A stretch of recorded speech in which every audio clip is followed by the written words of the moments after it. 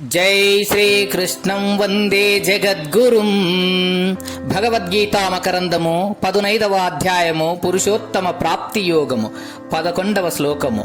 చిత్తశుద్ధి లేని వారు ప్రయత్నము సలిపినప్పటికీ ఆత్మను చూడజాలరని చెప్పుచున్నారు. యతంతో యోగినశ్చైవం పశ్యంత్యాత్మన్యవస్థితం యతంతో అప్యకృతాత్మానో నైవం పశ్యంత్యచేతసః. ఆత్మ సాక్షాత్కారమునకై ప్రయత్నము చేయుచున్న యోగులు తమ యందున్నటువంటి ఆత్మను చూచుచున్నారు, అనుభూతమనర్చుకొనుచున్నారు. అట్లు ప్రయత్నము చేయుచున్న వారైనను చిత్తశుద్ధి లేని అవివేకులు ఈ ఆత్మను చూడజాలకున్నారు. అనేకులు భగవత్ ప్రాప్తికై యత్నించుచున్నప్పటికీ అందులో కొందరు సఫలు రగుటకును కొందరు విఫలు రగుటకును కారణమేమియో ఇచట తెలుపబడుచున్నది. చిత్తశుద్ధి కలిగి యత్నించువారు తప్పక సాఫల్యమును పొందగలరు, అనగా పరమాత్మను తమ యందు సాక్షాత్కరించుకొనగలరు. కాని అదే ప్రయత్నము అవే ధ్యానాదులు గావించుచున్నప్పటికీ మలిన చిత్తులు సంస్కరింపబడని మనస్సు గలవారు పరమాత్మను సాక్షాత్కరించుకొనజాలరు.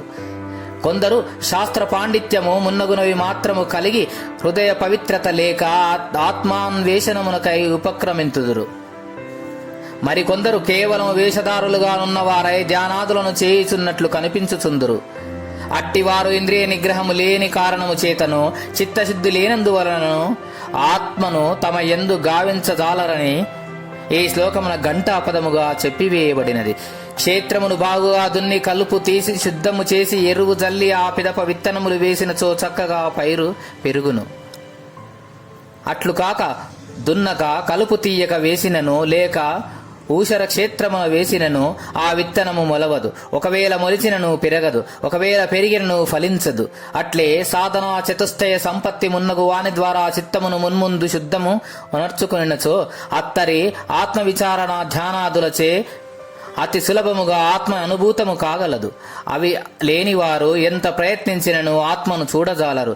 భగవద్ దర్శనమునకై 2 విషయములు ప్రతి వారికిని అత్యవసరములని ఈ చోట తెలుపబడినది. అవి ఏవి అనినా, ఒకటి ప్రయత్నము, రెండవది చిత్తశుద్ధి. ఆ రెండును కలిగిన వారికి పరమాత్మ తప్పక అనుభూతము కాగలడు. రెండును అవసరములే. యతంతః అని చెప్పబడుట వలన పరమార్థ మార్గమున ప్రయత్నము అత్యావశ్యకమని తేలుచున్నది. అయితే ఆ ప్రయత్నము చిత్తశుద్ధియు తోడుగానున్నప్పుడు అది ఇంకను ప్రకాశించును. ఇచట అచేతసః అని చెప్పబడిన దాని అర్థము కేవలం మూఢులని, అజ్ఞానులని, నాస్తికులని కాదు. ఏలయనిన ఆ ప్రయత్నించు వారికి దైవమును పొందవలనను తలంపు గలదు, ముముక్షత్వము కలదు. లేకున్న వారు భగవత్ ప్రాప్తికై అసలు ప్రయత్నమే చేయరు గదా. వీరు ప్రయత్నము చేయుచున్నారు, కాని వక్ర మార్గమున అపసవ్య పద్ధతిలో చేయుచున్నారు. అట్టివారు అనుభవజ్ఞులకు పెద్దల సాంగత్యము చేసినచో సత్య మార్గములను కనుగొని తరించగలరు. దైవ మార్గమున ప్రయత్నము మంచిదే, కాని దానికి చిత్తశుద్ధితో తోడైనచో ఇంకను చక్కగా రాణించగలదు, బాగుగా ఫలించును. మోటుగా సాధన చేయుట వలన గొప్ప ప్రయోజనములు చేకూరవు. సాధన పద్ధతిని, సాధన రహస్యములను భగవత్ప్రోక్తములకు ఎట్టి వచనముల వలనను, సద్గ్రంథముల వలనను, మహాత్ముల సాంగత్యం వలనను తెలుసుకుని ముముక్షువులు సక్రమ పద్ధతిలో ధ్యానించి తరించవలయ్యను. పరమాత్మ ఎచటగలడు, తన యందే. అతన్ని ఎవరు చూడగలరు? చిత్తశుద్ధి కలిగి ధ్యానాది ప్రయత్నములను చేయువారు.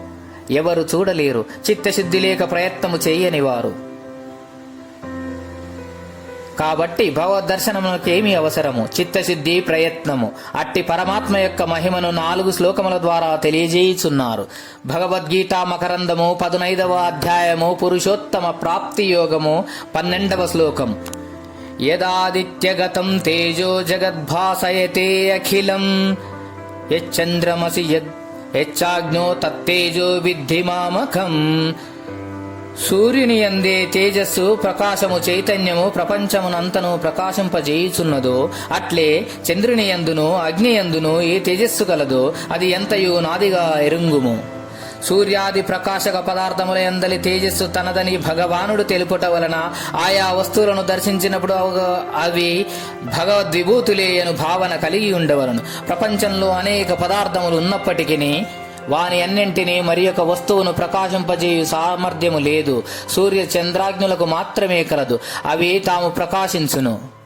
ఇతరమును కూడా ప్రకాశింపజేయుచుండును. వాని యందలి ఆ ప్రకాశ శక్తి, ఆ తేజస్సు భగవాని విభూతి అయ్యున్నదని ఈ శ్లోకము ద్వారా తెలియచున్నది. అయితే సూర్యాదులు పరమాత్మను ప్రకాశింపజేయజాలవనియు, పరమాత్మయే సూర్యాదులను ప్రకాశింపజేయుననియు ఈ సందర్భమున జ్ఞాపకమునందుంచుకొనవలెను. సూర్యచంద్రాజ్ఞుల యందలి తేజస్సు ఎట్టిది? పరమాత్మ సంబంధమైనది, దైవమునకు చెందినది. జై శ్రీకృష్ణం వందే జగద్గురుం. భగవద్గీతా మకరందము. గీతాచార్యులు.